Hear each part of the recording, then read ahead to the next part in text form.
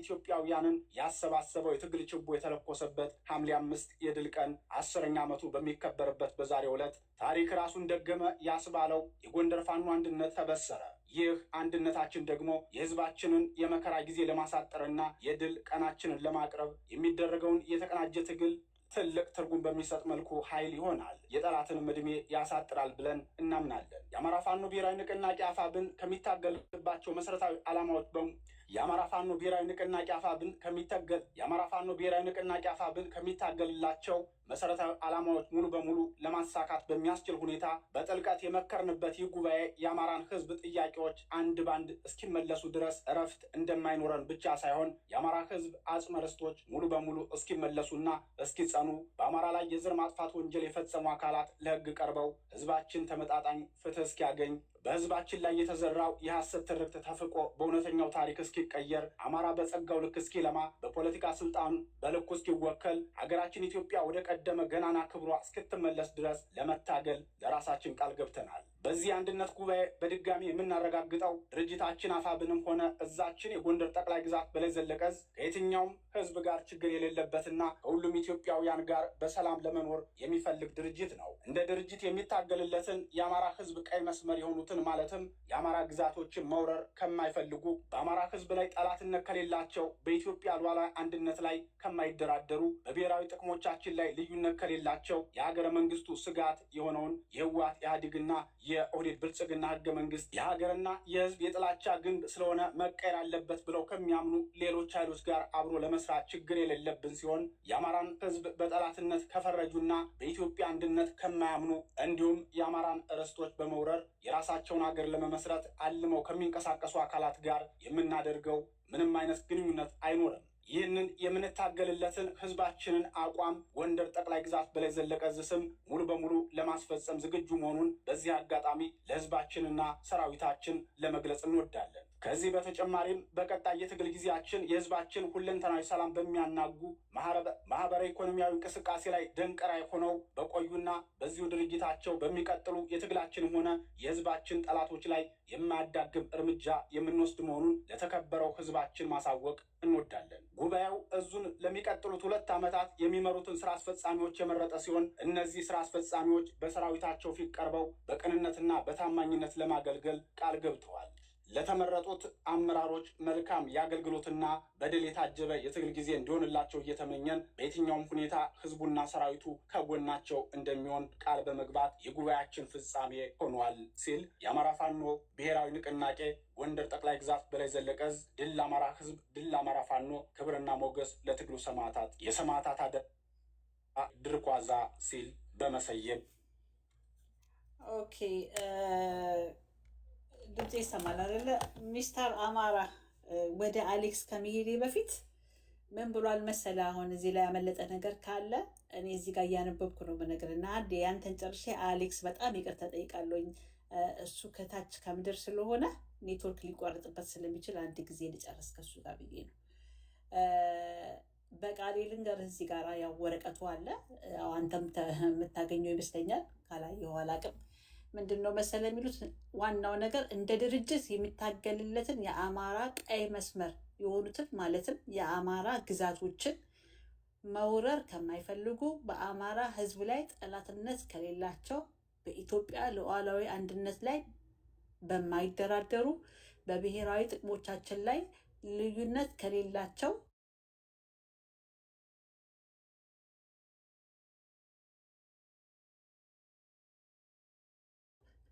ስለሆነ መቀየር አለበት ብለው ከሚያምኑ ሌሎች ኃይሎች ጋር አብሮ ለመስራት ችግር የሌለብን ሲሆን የአማራን ህዝብ በጠላትነት ከፈረጀና በኢትዮጵያ አንድነት ከማያምኑ እንዲሁም የአማራን ርስቶች በመውረር የራሳቸውን አገር ለመመስረት አልመው ከሚንቀሳቀሱ አካላት ጋር የምናደርገው ምንም አይነት ግንኙነት አይኖርም ብሏል እና በግልጽ ህወሓት ወይም ኢህአዴግ ብሎ ኦህዴድ ወይም ብልጽግና ብሎ ህገ መንግስቱንም ጠቅሶ መግለጫ አውጥቷል። ምን ትላለህ ሚስተር አማራ? አንተ አሪፍ ነው መግለጫው። የሰማሁ ነበረ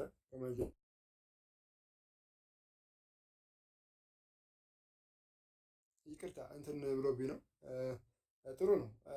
ይሄ እኮ ምንም እኔ እዚህ ጋር እኮ ምንም ጥያቄ የለኝም። አይ እዚህ ጋር ጥያቄ ያለብህ ማለቴ ሳይሆን እንደዚህ በግልጽ ቁጭ አድርገው ህወሓት ምናምን አንሰራም ብለው ቁጭ በቃ ደምድበው ቁጭ አድርገው ነግረውናል። ይሄንን ለማለት አሁን ቅድም አንተ ጋር ስላላልክ ነው አሁን አንተ የምጠይቅህ እንደዚህ ብለው አሁን ጎንደሮች በደንብ ተናግረዋል፣ አስረግጠው ማለት ነው ጠርተው ልሽ እኔ ቤቢሾ ጥሩ ነው እኮ አልኩሽ መግለጫው። እኔ ከህወሓት ጋር ይሰራል የሚባል አይደለም፣ ግን እኔ ያልኩት እኮ አስፈላጊ ሆኖ ከተገኘ በመርህ ሊሰራ ይችላል እንጂ ከወያኔ ጋር የወያኔንም ሁሉ ነገር ስለማቅ አፋድ ላይ አስፈላጊ ሆኖ ከተገኘ የሚባል ነገር የለም። እዚህ ጋር ምንም ፍሪ ፓስ ይሰጡት የለም። እና እኛ የምናውቀውና መሆን ያለበት መግለጫ ነው።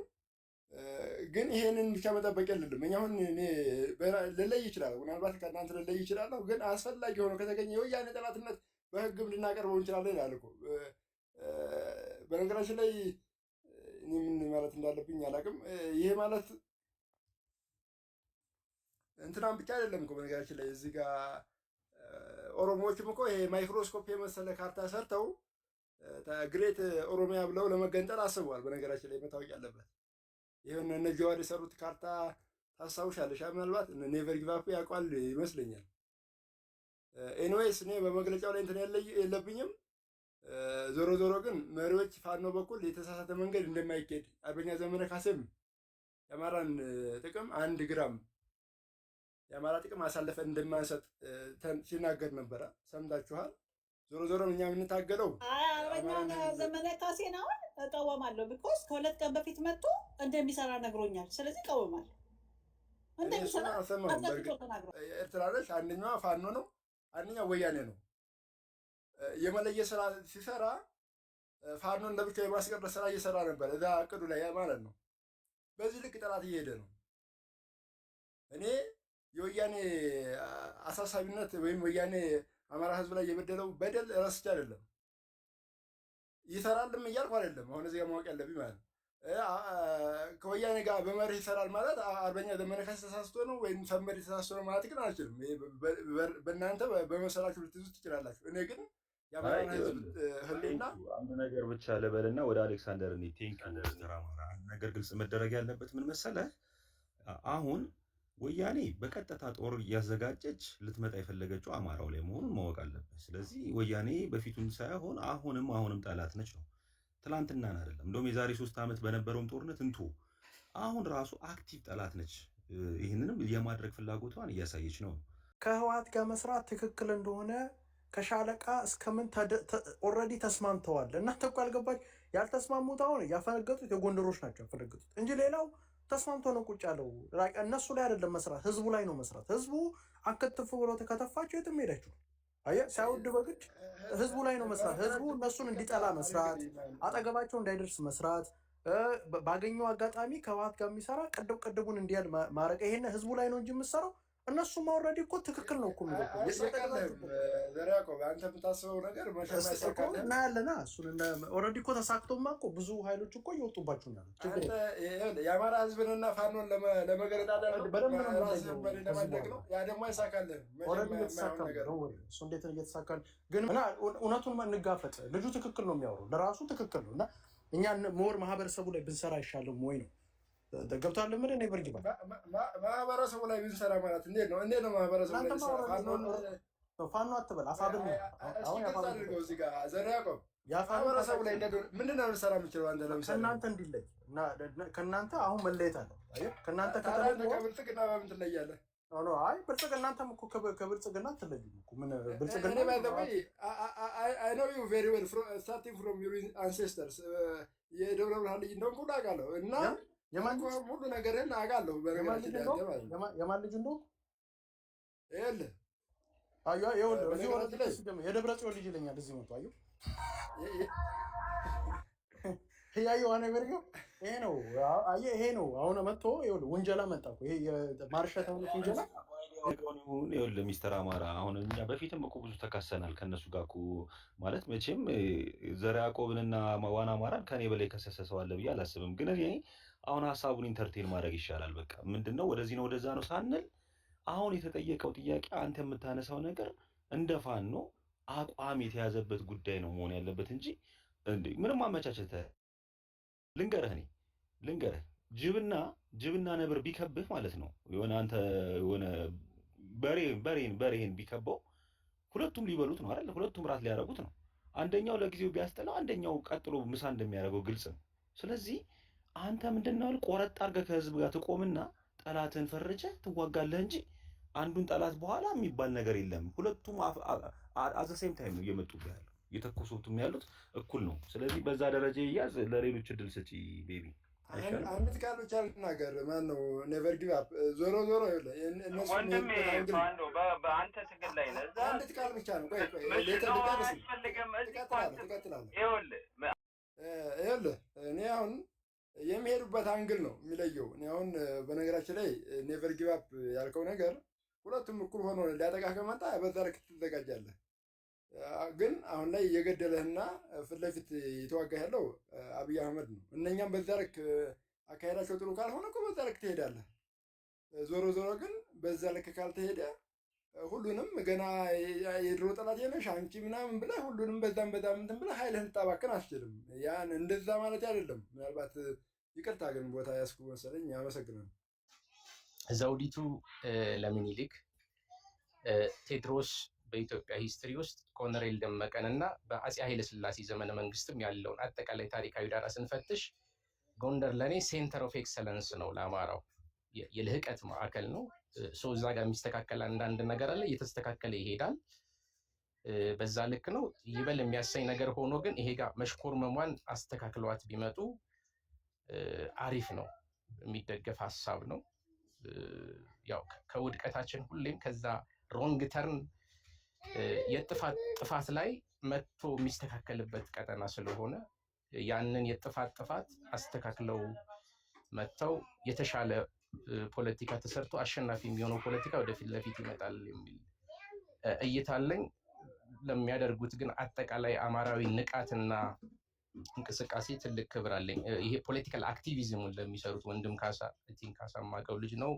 እሱና ግሩፑ ጥሩ እንቅስቃሴ ነው። ለሱ ሪኮግኒሽን እሰጣለሁ። ይበል የሚያሰኝ ነው። እንደጋገፋለን፣ እንረዳዳለን። እታችም አሉ የሚሰሩ ልጆች ወደ ሚዲያ የማይመጡ ከነሱ ጋርም ባለን ሪሌሽን በደንብ ይሰራል። ስፔሻሊ የፖለቲካል ኤሊቱ ይሄ ኢንቴሌክቹዋልስ የምንለው ኃይል አለ። ከእሱ ጋር በደንብ መሰራት አለበት። እስከታች ወርዶ ጠንክሮ ወደፊት ለፊት መምጣት አለበት። ፖለቲካው ያው ጎንደር ሴንተር ኦፍ ኤክሰለንስ ስለሆነ ከዛ የሚበተን ፖለቲካ የሚመጣ ፖለቲካ ነው ሁሉንም የሚያስተካክለው ብዬ ስለማመን የኔ እምነት ነው።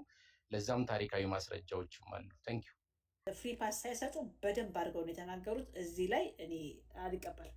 ሁሉም ሰው የእነሱን አርአያ ሁሉም የእነሱን አርአያ እንዲከተል ነው እንደውም ሰጀስት የማደርገው። ቴንክ ዩ ስለ ሀሳብ። አዲስ ታይምስ ነው የሚቀርበው መሰለኝ። ሀብትሽ ምኒልክ ከሞቱ ስንት ዓመታቸው ነው? ምኒልክ አሁን ላይ ይሰደባሉ። የሆነ ስራ የሰራና ስራ እየሰራ ያለ አካል እንደሚሰደብ ያለ ነው፣ ይሰደባል። ለምሳሌ አፋብን ስራ እየሰራ ነው፣ አሌክሳንደር እየሰደበ ነው። መኖርሽን የምታውቂው አንዳንድ ጊዜ ሰዎች ሲሰድቡሽ ነው። ሰዎች ዝም ካሉሽ የማይሰድቡሽ ከሆነ የሆነም በዛ ልክ የሚኬድ ከሆነ አንቺ የለሽም ማለት ነው። አፋብን መኖር የምታውቂው እንደ አሌክሳንደር አይነት ሰዎች ሰዳቢዎችና ወቃሾች ሲኖሩ ነው። ስለዚህ አፋብን አለ ማለት ነው። በአንድ ወገን ደግሞ መናገር የምፈልገው ምናልባት የጎንደር ፋኖ አንድነቱ መጣል በጣም ደስ ይለናል። የጋራ ደስታችን ነው። ምንድነው ማለት እንፈልገው በዚህ በጎንደር አንድነት ላይ የተነሳውን መግለጫ እንደ መነሻ አድርጎ በአፋብን ላይ እንደ ልዩነት ወይም ከጎጃም ፋኖ ጋር ልዩነት ያለ ለማስመሰል የሚደረገው ጥረት ግን እኔ አልቀበለውም። እዚህ ጋር ማርክ ማይወርድስ ይሄ ፋኖ ላይ ልዩነት ለመፍጠር እየተባለ ያለ ነገር ነው። በእናንተ በኩልም አንዳንዶች የምትሉት ስላለ ይሄ ምናልባት ፋኖ አንድ ሆኖ ነው፣ አንድ አይነት ሰብሳቢ ያለው አንድ ሸዋና ጎሎን ለመለያየት ብዙ እንትኖች አሉ። የጠላት ስራ ሊሆን ይችላል። እንደዚህ አይነት ነገር አይኖር። አፋብን አለ ዘርዓ ያዕቆብና አሌክሳንደር እንደ ወንድም እወዳችኋለሁ። በሀሳብ ግን እንለያይ እንችላለን። ምናልባት ዳታ ሊዘጋብኝ ስለሆነ ነው። ምናልባት ከሞላሁ ልመጣ እችላለሁ። አመሰግናለሁ። ስለዚህ ይሄን አንስማማ። በዚህ እስካልመጡ ድረስ እንደ ጎንደር ተስማምተው እስካልመጡ ድረስ ልዩነት እንዳለ አይተናል በይፋ። ከሁለት ቀን በፊት የሰጡት መግለጫ እነሱ ሌላ ነው፣ አሁን የሰጡት መግለጫ ሌላ ነው እና ይሄንን ልናልፈው አንችልም። ቀይ መስመር ነው። ካሳ ኔቨር አማራውን መቆም እንደምንችል ምናምን የምንማርበትና አሁን ያለው ፋኖም ከጎንደር እስከ ጎጃም፣ ከጎጃም እስከ ወሎ፣ ከወሎ እስከ ሸዋ ሰፊ ኃይል ነው፣ ሰፊ ቀጠና ነው፣ ሰፊ ሀገር ነው። ይሄ ኃይል ደግሞ አንድ ሆኖ ከቆመ ወልቃይት ላይ ከምናየው ከዛ ከንትን ያነ አሁን ከጠራውት ኃይል ወይም አደረጃጀት ያነሰ ግን በስነ ልቦና የጠነከረ በራስ ማንነት የቆመ የትኛውንም ቻሌንጅ ቢመጣ ፌስ ላረግ የሚችል በእውነት ላይ የቆመ መሆኑ የአማራውን ትግል በዛ ልክ ቢሆን ትልቅ ሚና ወይም እንደ ግብዓት ነው ሊያገለግል ይችላል አማራ ብዬ አስባለሁ። እና ሐምሌ 5 እንግዲህ ለአማራውም ለኢትዮጵያም ትልቅ ቀን ነው ብዬ አስባለሁ። ለወደፊት በናሽናል ደረጃ ቢከበር እኔ ምርጫዬ ነው ለማለት ነው። የጎንደር ፋኖን በተመለከተ የወጣው መግለጫ በተመለከተ ካሳዛች ወደዛ ከመሄድ በፊት ጥያቄ ልጠይቅ እዚህ ላይ እስኪ ወደዛኛው ከመሄድ በፊት እዚህ ሐምሌ 5 ላይ እሺ፣ ለምሳሌ ሐምሌ 5ን እንዳልከው ነው በራሱ መረዳት የቻለ ማህበረሰብ በዓሉን በደማቅ እያከበር ነው። ነገር ግን ይሄ ባህል የብልጽግና ባህል ነው፣ ዝግጅት ነው። ሐምሌ 5 የቂጣ በኑግ የምንበላበት በዓል እንጂ ምንም የደመቀ የምናምን ብለን ልናከብረው አንችልም የሚሉ ወገኖች አሉ። እነሱን እንዴት ታያቸዋለህ? ምንስ ትላቸዋለህ? የሚል ጥያቄ አለ። ያ ይሄ እንግዲህ ከራስ ጋር እንደመጣላት ነው። አሁን የአማራ ፖለቲካ አንዱ የገጠመን ችግር አማራንን እንላለን፣ እንደገና ደግሞ ከራስ ጋር የመጣላት ወይም የራስን ምንድነው ትግል ቅብብሎች ነው። ዛሬ ያለው ትግል በነገ ትውልድ ነው የሚቀጥለው። ትናንት የነበረው ትግል በዛሬ ትውልድ ነው እየቀጠለ ያለው። ሐምሌ 5 ላይ የተጋደሉ የወደቁ ጀግኖች ዛሬ በህይወት የሉ። እነሱ ታሪካቸው እነሱ ምስላቸው ምናልባት ሐውልታቸው ታሪካቸው ነው የሚኖረው። ዛሬ ያለው ትግል የቀጠለው ደግሞ ከነሱ እነዛ የወደቁለትን ትግል ዛሬ ያለው ትውልድ ደግሞ እየታገለ ነው። የነገ ትውልድ ደግሞ አሁን ካለው ትውልድ ነው። ቅብብሎች ነው እና አማራንን ብለን እስካመንን ድረስና በዛ የፖለቲካ መንፈስና የትግል መንፈስ መቀጠል ከፈለግን እያንዳንዱ በየትግል ምዕራፎች የተደረጉ የጀግንነት ምዕራፎች ወይም የድል ምዕራፎች የሁሉም አማራ ሆኖ መቀጠል መቻል አለባቸው። እንደዚህ አይነት ነገሮችን ማስቀጠል ካልቻልን የጋራ አማራነት የሚል የፖለቲካ ግራውንድ ይዘን ለመቀጠል እየከበደን ነው የሚመጣ። ልዩነት እንትኖች እየሰፉ ነው የሚመጡ እና አሁን ላይ የአማራው ፖለቲካ አንዱ የገጠመው ምንድን ነው? የትናንትን ታሪክ ወይም ወንድሞቻችን ያደረጉትን በየትኛውም የአማራ እና የኢትዮጵያ ምድር ላይ ያደረጉትን እውቅና ያለመስጠት ወይም አሁን ካለው አንዱ ካንዱ አሁን እንደ ምሳሌ ብነግርህ እንግዲህ አፋብንን ውሰደውና የአፋብን መሪው እንሰራለን እያለ ወታደር የት ሆኖ እንደሚያስመርቅ በማይታወቅበት ሁኔታ እንደዛ ይላል። የወታደር አዛዡ ጀነራል ተፈራ ማሞም ሰሜናዊ የሚል ፖለቲካ ያቀነቅናል። አት ሴም ታይም ደግሞ የጎንደር ፋኖ ዛሬ ያወጣው መግለጫ የምታየው ነው ማለት ነው። ሶ ምንድነው አሁን ቅድም ይሄ ሐምሌ 5ን ሪኮግኒሽን አንሰጥም ወይም ደመቃውን ፋኖ ውስጥ የለም፣ ስለዚህ እንደዛ ስለሆነ ሐምሌ 5 እዚህ ጋር አብረ ካሳ እንድታነሳው